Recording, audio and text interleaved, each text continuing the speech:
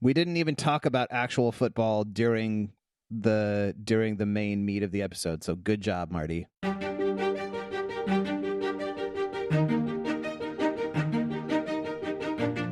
This is the Bama Podcast with Marty Solomon. I'm his co-host, Brent Billings. Today we are with Reed Dent to discuss Psalm 91. Oh, yeah. We're here. Hey, Marty. Hi. How's it going there? Oh, so swell. It's good to be with you again. We were just together last weekend for New Year's and a football game, and it was a good time. It's a good time to be together. Psalm 91, Reed. Psalm 91. Yeah, here we are. Psalm 91. The ultimate Mario star psalm. We talked about this in the introduction to the Psalms, and these kind of different categories that the Psalms fall into. These are Brueggemann's categories: Psalms of orientation, Psalms of disorientation, and Psalms of new orientation. Where the new orientation is coming out of disorientation, coming out of loss or confusion or grief, and having been pulled out of that and set back on solid ground, now there is like a sort of new confidence, a new trust, a bolstered sort of trust and faith that God can do anything. God will take care of me. God will see me through because I have seen God do it before. So that's kind of the gist of the new orientation Psalms. And I think Psalm 91 is it's like the epitome of that. Actually, my first question was, Marty, do you? I'm trying to remember when we did the schedule and put you on this psalm. Is that what? Did I just arbitrarily do that? Did you say that you liked this psalm? How did it come about that you were on this one in particular? You wouldn't listen to me, no matter what I said, Reed. You just do whatever you want. I just looked at the spreadsheet, and here was my name. Okay. And I thought, well, okay. So here I am. Okay. So it must have been you knew that you needed such glorious insight and wisdom that you wanted me on here. That is what it is. That's always what it is. Okay, so yeah, we got some notes here. We'll work through some ideas to talk about at the end. Can we start just with a reading of the psalm? I kind of want to do this the way we did it with some of the parables, where we would read the whole thing and then we would just kind of work back through it a little bit. Psalm 91. Whoever dwells in the shelter of the Most High will rest in the shadow of the Almighty. I will say of the Lord, He is my refuge and my fortress, my God in whom I trust. Surely He will save you from the fowler's snare and from the deadly pestilence.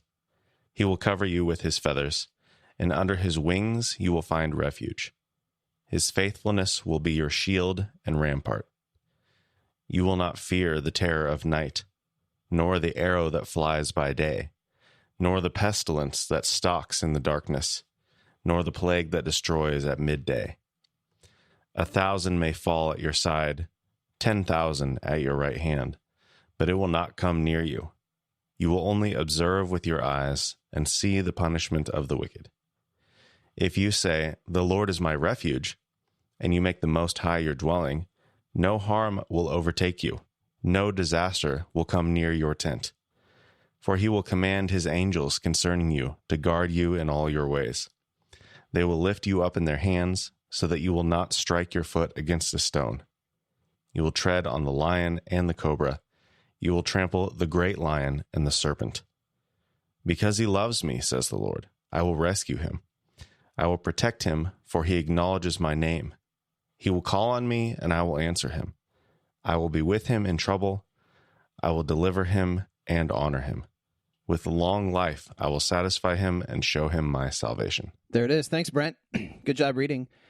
I'm curious, because this psalm is so rhetorical and it's so just unflinching in its trust and its confidence that God will protect, God will see this person, the one who dwells in His shelter and shadow. It's so just completely all in with that. I'm curious, what are your guys' initial reactions to this psalm? Like, do you hear it with yes, I'm like with this is like amping me up? Or do you hear it and you're like, but what about, like, what camp do you fall in, or is there a different camp that you fall into with it? I'm in the what about camp, because I get to the part where you'll tread on the lion and the cobra, you'll trample the great lion and the serpent. But I know from Genesis 3 that, I'm going to trample the serpent, but then he's going to strike me back. Oh, yes, indeed. Yes, indeed. Yeah, I would say similar. Like I can say there are times where I hear this psalm and more of that first gear, amp me up kind of tone. But I think I'm kind of irritated about this too. Like the world we live in today is so cynical, so jaded. So, well, at least I am.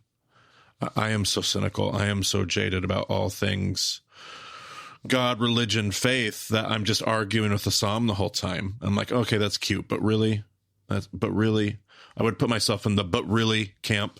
Like, not even what about? Like, I'm not even curious. I'm just like, trying not to roll my eyes when I am analytically engaging. And again, I struggle with the Psalms in general for some of these same very reasons, but I often have a hard time hearing it and just being like, yeah, I feel that too. I mean, as a good liberal arts college trained critical thinker, anytime something is like, surely blank blank blank, or nothing or no, like these kind of absolute statements, there always enters in that, like, yeah, but what if? I mean, it goes back to what we talked about in the introductory episode, where it's like a difficult relationship that I also have with the Psalms, where I want to like qualify, and yet also there are times where what I need is to let it lift me up. You know, I need to not argue. I need to let it become like a spirit that I have for whatever it is in particular that is going on. So yeah, I feel that too. Okay, so that's a good way to start. Let's go back through just a few verses at a time, Brent, and we can kind of make some notes on some of the language, some of the text. So let's start at verse 1, and then I will tell you when to stop. I don't think you're going to have to tell me. Whoever dwells in the shelter of the Most High will rest in the shadow of the Almighty. Like, don't we already have things to say, Reed? Yeah, but I want to group it actually together. So let's go through let's sorry, my notes doc is a little bit of a mess. Let's go verses 1 through 4. Speaking of being jaded and cynical, Brent's had to read far too many episodes with me interrupting him. So there you go. See how respectful I am? No, Brent, please read more. Okay. So respectful. Whoever dwells in the shelter of the Most High will rest in the shadow of the Almighty. I will say of the Lord, He is my refuge and my fortress, my God in whom I trust. Surely He will save you from the fowler's snare and from the deadly pestilence. He will cover you with His feathers, and under His wings you will find refuge. His faithfulness will be your shield and rampart. Okay, yeah, so we got the introductory verse. If you notice, if people are listening closely, there's a couple of voice changes here. Verse 1 is almost like a little bit of almost like a prologue. There is like a poetic sort of narrating voice that just kind of opens with this, which, by the way, just flow. I love the NIV here. This is the one that's like embedded in my mind from when I was a kid, and I just love the sort of rhythm and pace of whoever dwells in the shelter of the Most High will rest in the shadow of the Almighty. It's like, on the one hand, I can just try to analyze that and break it down, and on the other hand, I don't know, it just has a feeling to it for me. But then you get into verse 2, where it is, I will say of the Lord. And actually, there are some translations, I think, that change the I to a he, to try to correct there, but it actually is I. And so there is now this kind of other voice that is speaking, that is whoever, but I will do this. I will, and this is going to be bookended later on, by all of the things that God is going to say, that God will do. But and then you get back into verse 3, and it kind of feels like you're back into the poetic, sort of narrating voice speaking to the one who says, so I will say of the Lord, He is my refuge. And then I think the voice is saying to that first voice, surely He will save you from the fowler's snail, from the snare, not snail. From the deadly pestilence, he will cover you with his feathers. Under his wings, you will find refuge. His faithfulness will be your shield and rampart. I'm not sure if you guys noticed. You see some metaphor mixing going on? Well, there's birds and there's like war, whatever you want to call it, shields, fortresses, that kind of thing. Mm-hmm. Which feels like those two things don't necessarily go together. Mm-hmm. And even plagues. So you have like the shelter from the celestial elements, the sun, whatever. You have the shade. Then you have the, unknown, especially in their day, like not really knowing what causes a plague. And then you have the human attack. Mm-hmm. You have the shields for that. Yeah, I like that you say that because it kind of breaks it down into these different, the different categories of kinds of things that could be coming at you. You've got natural sorts of things. You've got conflict, war, circumstantial, like brought on by people kind of things. A little bit later, actually, in verse 5 and 6, they also cover the psalmist covers all of the timeline. Like there is night, there is day, there is darkness, there is midday, and it's kind of like every hour of the day is covered. Every kind of possible circumstances being covered, and none of these things are going to you won't fear any of these things, and you will be protected from these things. I think it's interesting. I don't really know exactly what to make of it. The use of, I guess it's probably just the use of fortress and shield, and the NIV says rampart. I'm not a Hebrew person, but I don't think that that's a great word for it. I think a lot of times it says shield and buckler, and a buckler and a rampart are two very different things. Like a buckler is like a small shield. Like when you say shield, you think of like a big shield that somebody is maybe carrying for you throughout the day because it is like heavy and burdensome. And then you've got bucklers, which are smaller things. And a rampart is like a part of a fortress wall. NetBible has a note about this, by the way, for anybody who's interested. There is some evidence from cognate languages that they would propose the word wall there. But anyway, the idea is you've got this war sort of metaphor going on. And then you've also got this bird metaphor going on. And maybe it's just speaking to, for these problems of, man, I'm being surrounded by enemies. Like, that's the thing you need. But then the bird one, it's interesting that you are being protected from the fowler's snare. But God is the one who is being envisioned as the bird. You see what I'm saying? Like, you're not the bird that is in danger. Well, I guess you are a tiny little baby bird.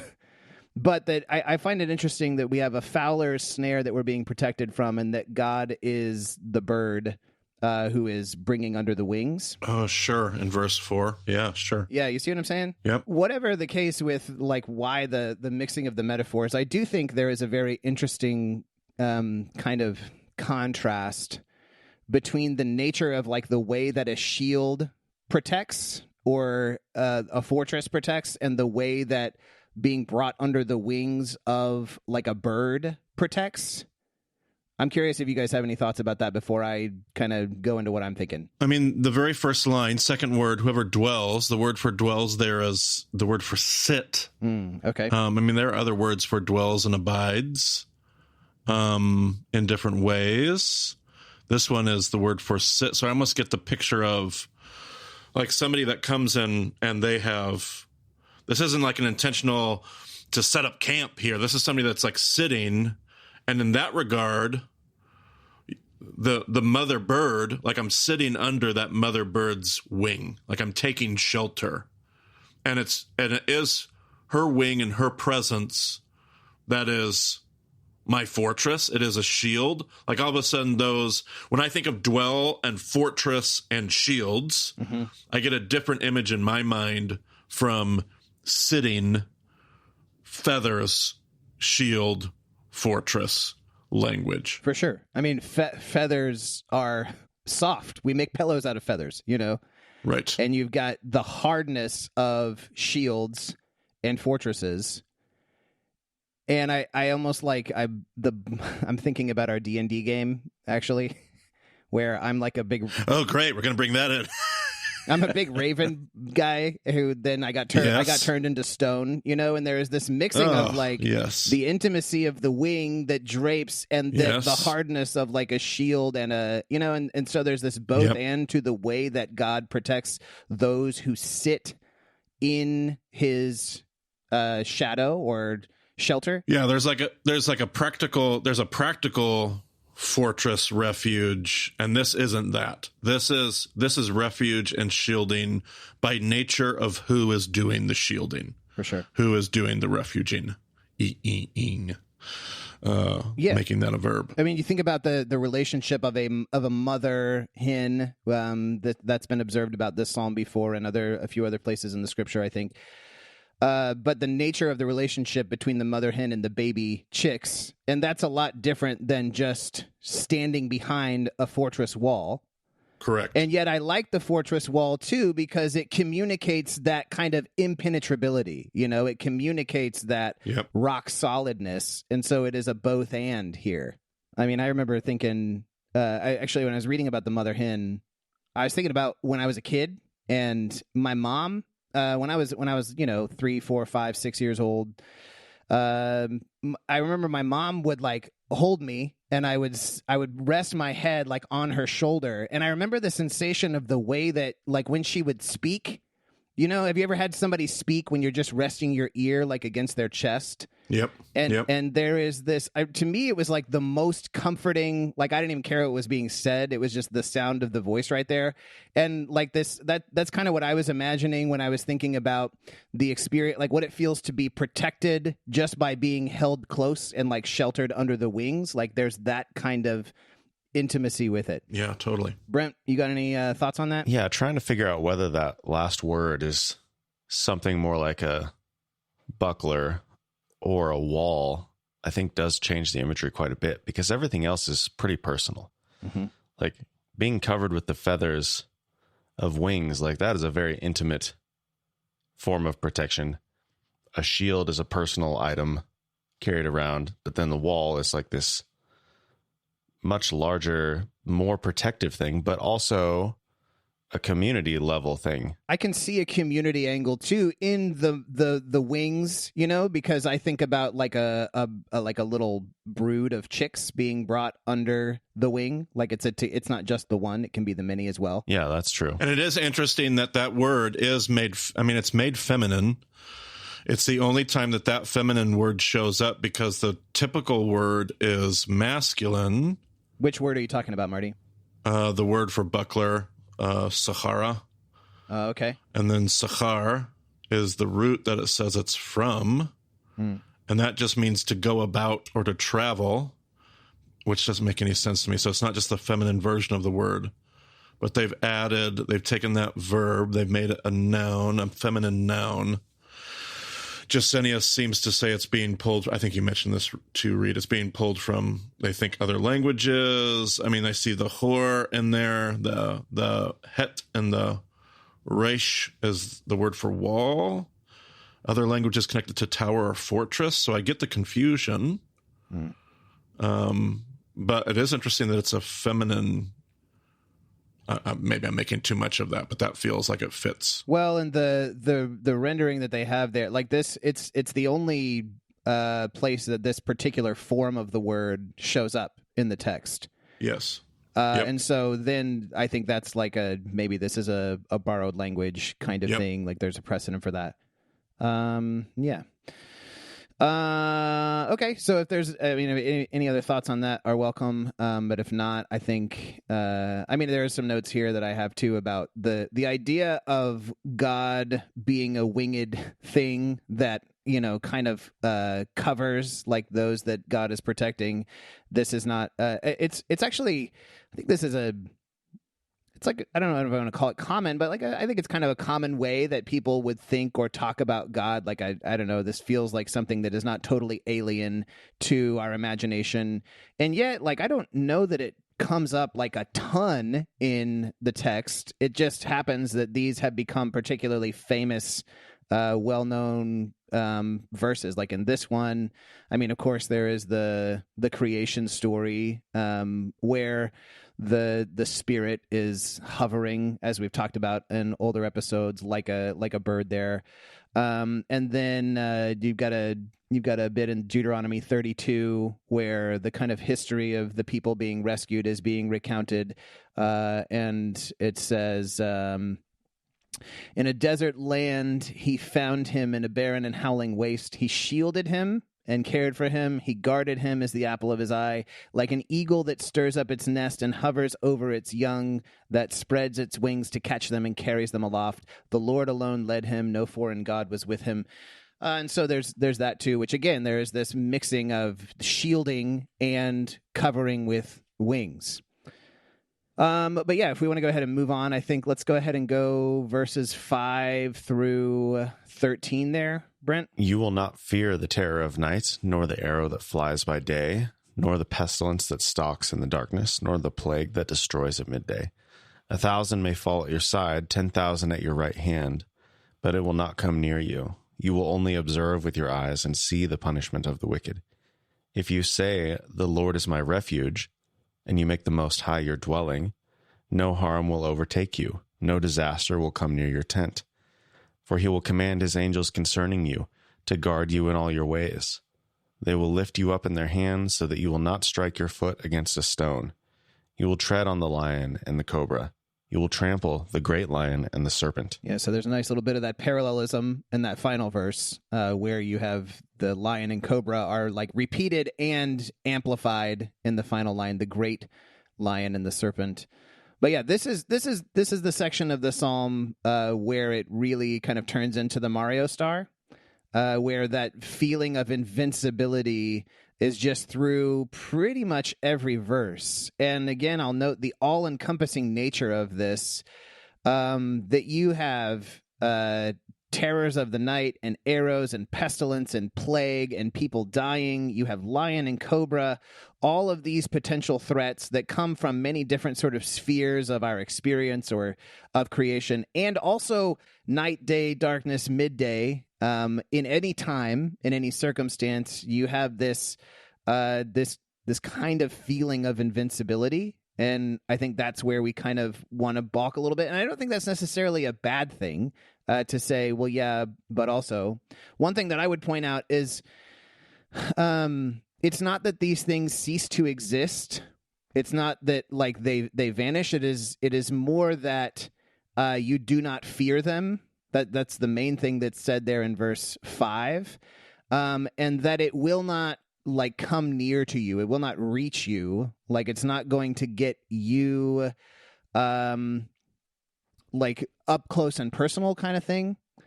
But that it's not like it just isn't there. And yet still, I don't want to explain this like away, because I do think that there is something important about, like, there are appropriate times where we need this kind of rhetoric to get us amped up, which is not like, I don't think that's such a crazy thought. I mean, people do this in lots of ways that don't necessarily have anything to do with like directly with their thought or life before God. But I mean, you know, you got pump up song, like you got pump up songs for lots of things. I mean, it's a little trivial, but like in baseball, Brent, I know you love baseball stats at least. You got guys who walk up to the plate and everybody's got a song that they play, you know, and there is something to this, like, we need to drum up our courage here. We need to drum up our fearlessness. Yeah, that's kind of the only observations I have on that section. You guys got anything regarding all of those statements? I was looking at that dwelling word in verse 9 and thinking like, oh, is that the same as what happened in verse 1? And it's not. It's a different underlying word. And what is the difference? I don't know. Okay. But I don't know if that indicates there's some sort of a shift in what's happening. This one is not even one of the other two that I would have thought of for abiding or dwelling either. This one is going to be like a habitation. And I mean, the Strong's entry here talks about refuge, more refuge talk. This one is far more like, you're dwelling not to dwell, not to necessarily, but you're dwelling to settle into safety. Yeah, like the first verse 1 feels like a more temporary, momentary sort of protection. And then verse 9 is a little more permanent. And I wonder if that's like, Oh, sure. if that goes along with the, like, oh, if you want to achieve the true star power, like you got to live in this. Yeah, and I'm glad you said that. Like, Alter has a note in his commentary on this chapter where he says that some people have characterized this poem as an amulet psalm. So think about an amulet that you kind of wear around your neck. It's like this protective charm, where the thought is that if you recite it, it can help you either to, he says, attain or just perhaps simply feel God's guarding power.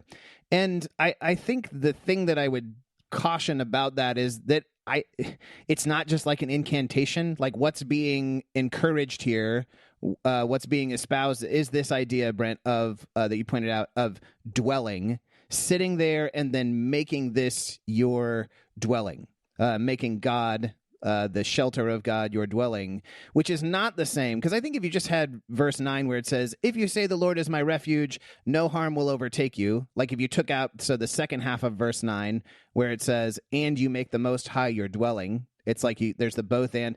But like if you just say the Lord is my refuge, then, you could see the sort of like incantation quality to it. And I grew up in a tradition of our American Christianity that kind of leaned more this way sometimes, where there almost was this like, say these words like a mantra, and then you will cause this thing to kind of come about, where you can make God do something for you. And I don't think that's actually the picture we get here. So one of my questions for you guys then was like, what, I don't have a right or wrong here. Just curious your thoughts. What does it look like if somebody were to ask you, like even pastorally, like what does it look like to make the Most High your refuge, to make the Most High your dwelling? Like what does it really mean to do that? You guys got any thoughts about that? Is it just like a feeling we need to have? Is this like about spiritual practice? Is this about attending church with a certain kind of regularity? Some people might even think that this is about, you need to make sure you say the right creed, and then God will protect you. Like, what do you guys think it looks like? I mean, I'm always, of that whole list, I always think of spiritual practices because it's one of the only things that I can practically, like what's something I can do to take this abstract concept. But to go back to what Brent was saying about the word choice here, see, if you ever want to get me on a podcast where I'm not the main teacher and send me on a wild word study chase, it's fantastic. It's what I love to do. This is going to be juicy for the Jesus connection, but I mean, we'll make later, I'm sure, with this psalm. But this is used of God when speaking of the temple. This is God's dwelling, which is not like the Mishkan. That's Shekan. That's the word that I keep expecting to say Shekan, to see the Hebrew word Shekan in this psalm. That's the word for dwelling. The Mishkan is the tabernacle. But yet the word here for dwelling is what the scriptures in Psalm 26 will use when it speaks of God dwelling in the temple. The temple is his dwelling. That's this word. It'll use it to talk about wild beasts, where they go back and have a den. Like their den where they go back to sleep at night is this word. It's this word dwelling. So it's like the place that you come back to. It's the place that you're like, how is this related to God choosing to make the temple his dwelling? Like God doesn't need a dwelling, but this is his home. This is the place he comes back to. So I think in answer to your question, there's a very long way of me saying, I have to this is why Sabbath is such an important practice, because Sabbath keeps rooting me in this truth. This is my home. Like God, his grace, his mercy, his protection, his goodness is my home. And so the practice of Sabbath, the reality of Sabbath, the experience of Sabbath rest. I mean, that's what this whole psalm seems to be screaming about is rest, finding my refuge, finding my fears and anxieties, putting them away, because this is my home. This is my dwelling. I trust in who God is and where I where I come home to spiritually. And here you said, Marty, you weren't going to be the host, and you just said the best thing that's been said this whole episode. I don't know about that. That was great. But I appreciate that. No, that's great. And I think you're right. Brent, you got any thoughts about that? Just the same instinct to think of it as spiritual practice. Yeah. I mean, I think about nesting is another, like this nest is the thing that we come back to continue the bird imagery, where we have to keep returning to the dwelling. Yeah. And I mean, I think you're right. I think a lot about spiritual practices. So you mentioned the Jesus connection, and there are a couple with this psalm, I think. The one, though, whatever it looks like to dwell truly in the refuge, the shelter of God, it's possible to not as well. I think about Jesus lamenting over Jerusalem, and he doesn't quote this psalm directly, but he does. The section I'm talking about. It's towards the end of Matthew. I think it's chapter 23, where we're heading towards the Passion. Things with the Pharisees are starting to reach a boiling point, and Jesus looks out and he says, "How often I longed to gather you." And he says, as a hen gathers her brood underneath her wings, and yet you wouldn't have it. And so I think, as Jesus follower, there is something to be said for the practice of following Jesus as our teacher, wherever Jesus is taking us, doing as Jesus says to do and living as Jesus lives. This is another way that we make the Most High our shelter. We listen, we respond to faithfully whatever Jesus is calling. And this is, I think, I picture Jesus, I think this is what he wants. I want to gather you here. This is the way, walk in this way. And yet you wouldn't, because, maybe a lot of different reasons for a lot of different people. Yeah, and I appreciate that connection and the question itself, because I immediately, as soon as we started talking after we shared, I was like, okay, but the practice is not the refuge. The practice is merely just a vehicle. It's just a container that helps me access, process, engage with the truths we're talking about. But the practice itself is not the refuge. The practice itself is, it's the God stuff inside. That's where the refuge is. That's where the faith. It's the container that gets me in contact with God's faithfulness, which will be my refuge and my shield and my buckler. Man, that's so good. I'm so glad you said that. I mean, that I think about. We've talked about this before with even the text itself, getting the right interpretation of the text is not the whole shebang. It is right. So that can facilitate a life with God within whatever the text is doing in us and telling us. That is the point. And I think that's so good to point that out about the practices as well, that really that's meant to get us somewhere. And sometimes, you got to do the practice to return, and, to whatever extent you feel that sort of oh man, I'm right up against sort of the breast of God. It varies, mileage varies, but sometimes you got to just keep showing up so that you can also have those experiences. Yeah, I just peeked ahead. I cheated at the next verse, the next phrase, because he loves me. Not because he memorizes, right. Or not because he, not because he takes time and does the Sabbath, but because these are all vehicles for that loving relationship. It's because he loves me. No, that's actually, Brent, can you go ahead and just read the last 3 verses of the psalm, because I want to discuss that too. Because he loves me, says the Lord, I will rescue him. I will protect him, for he acknowledges my name.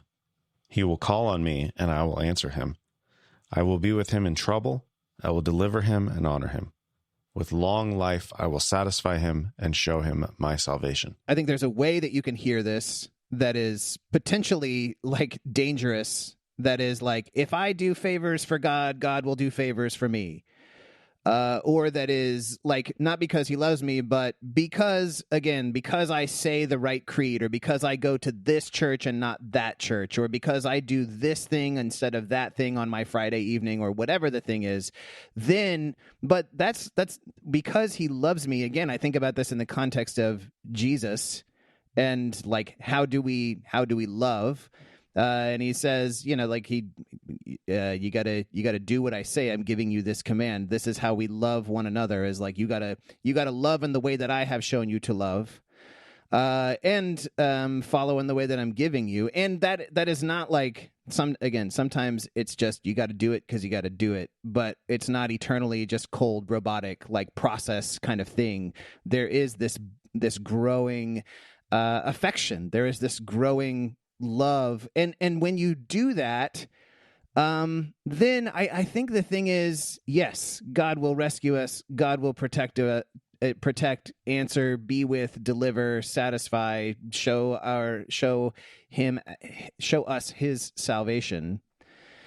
And yet, I think also the key is that it doesn't mean. See, this is where I want to argue a little bit, and I do want to say. It's not an amulet that means that nothing bad will ever happen to you. But rather, like when there is that stuff, as it will come up, there is a certain kind of there is a kind of peace, there is a kind of intimacy, there is something that is unshakable, that remains untouchable, even when the 10,000 are falling, and does that make sense? Yeah, and I don't want to jump ahead of wherever you're going, but I keep thinking of the Jesus. I mean, this passage shows up in that Jesus temptation passage. Yes, it does. And I feel like, as always, he's the perfect model of this is an easy psalm to get it twisted. Mm-hmm. Like you could take Psalm 91 and twist it real easily. Mm-hmm. And Jesus has this perfect opportunity to do so in the temptation. Yeah. Even connected to this idea of God's dwelling in temple and all, like it's all there. And Jesus understands the essence of this psalm and doesn't get it twisted and chooses to, because this psalm is not about something like a security that you can leverage. Mm-hmm. It's not a Mario Star. This is where the Mario Star, it's not a Mario Star. Right. Because I can't just get it and use it. Right. This is like the game board on which it's being played, and you have to trust this deeper reality.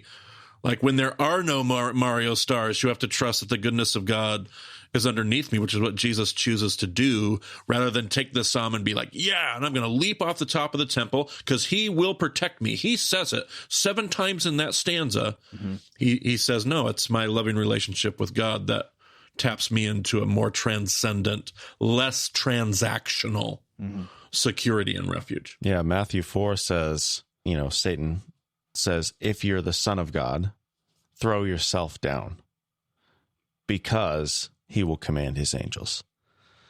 It's like, well, that's not exactly right. Like, I will protect him for he acknowledges my name.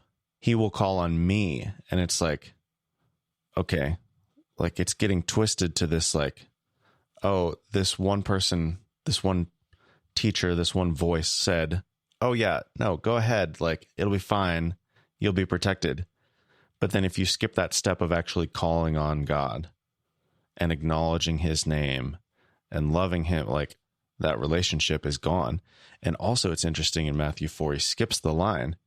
Like the quote from Psalm 91 by the devil is, he will command his angels concerning you, and they will lift you up in their hands so that you will not strike your foot against a stone. So he skips over the part that says, to guard you in all your ways.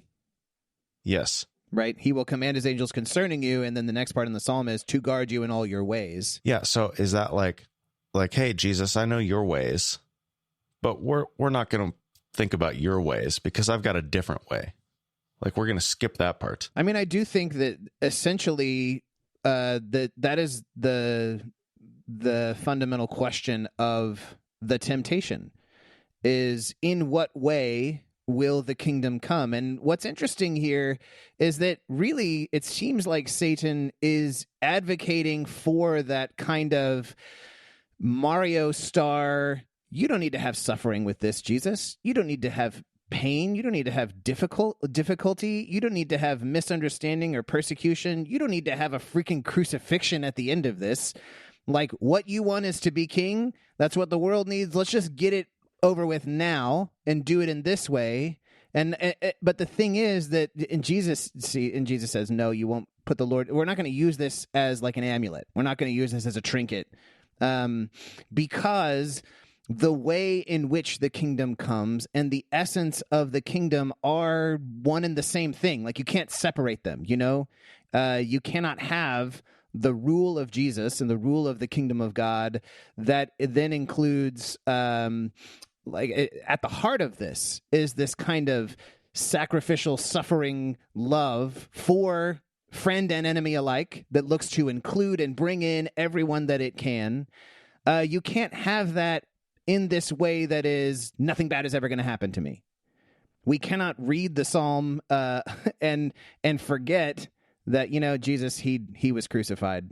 He actually did go and die. Everything, I think, as followers of Jesus, we always have to be reading through that lens. Yeah, that's where the Mario star, that's where the amp you up quality comes in, is when you're looking at the way of Jesus, the way of suffering, when you're looking at the way of the kingdom, when you're looking at, I'm going to screw this up, this is going to be difficult and hard. That's where the Mario star amp you up message is so important, because God does got you. You do walk this way because God is good, but it's not this thing that then you get a leverage from the other side, like that amulet idea you're talking about. There is that place for that Mario star.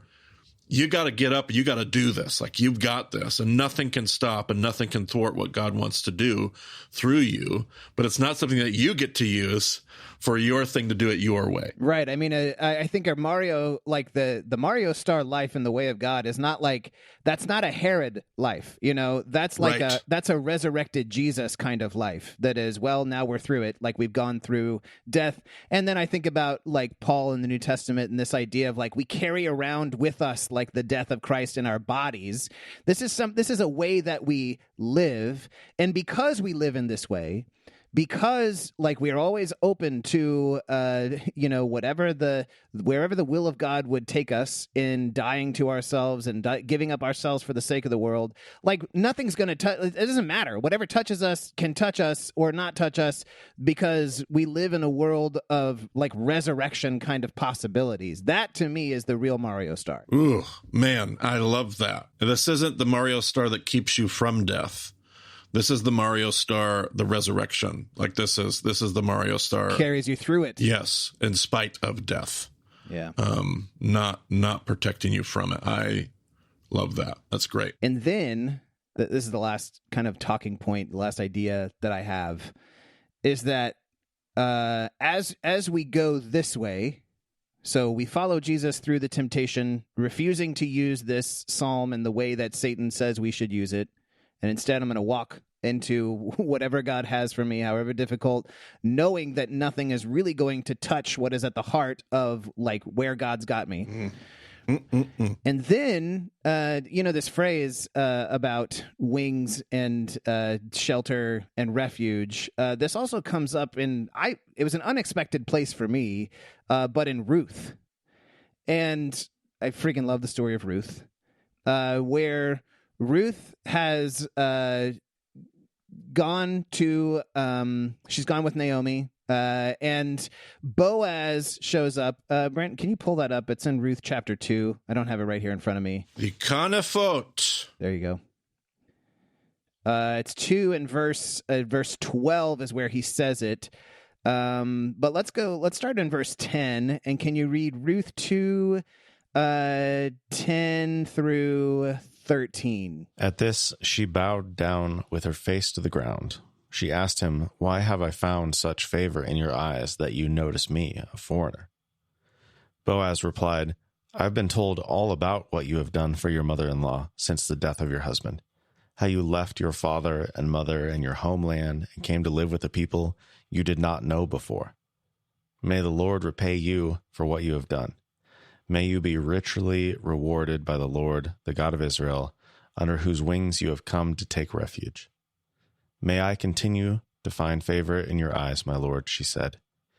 "You have put me at ease by speaking kindly to your servant, though I do not have the standing of one of your servants." Ruth, the Moabite, the dastardly Moabite, comes with Naomi before Boaz, and Boaz says, "May you be rewarded because you have come to find to find refuge under his wings." But what does that refuge actually look like in the story of Ruth?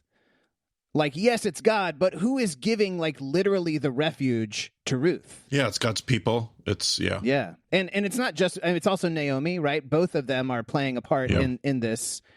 And I think as we, the question I guess that I have to leave everybody with is that as we ourselves like come again and again to dwell in the shelter, to take refuge under the wings, does something happen where we then become an extension of this? You know, it's like we have some wings too, and we are kind of gathering in the people with us who are in need, the people who are maybe outsiders, the people who are basically just outside of that protection of the wings. And when they see us, like when Ruth sees Boaz, and they like when they see us, do they think that?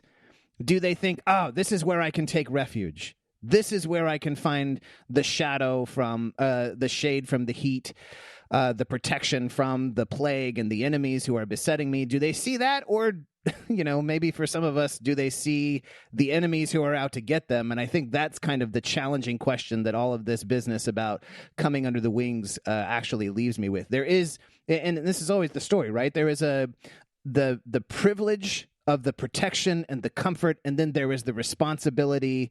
Okay, how do we go and be this out in the world? Yeah, the experience and the response.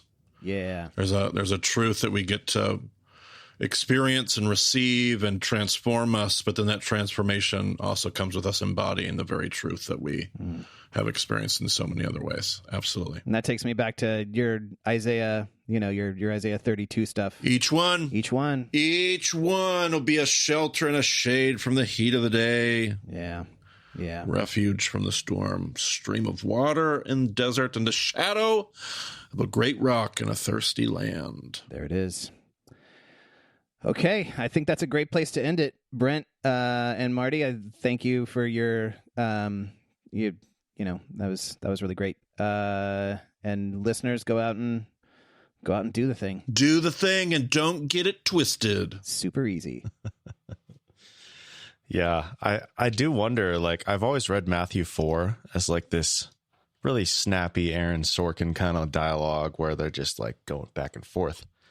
But I wonder, like, when the devil quotes Psalm 91 and Jesus is going to respond to that, I wonder if he's like, you know what? Let me go dwell for a minute.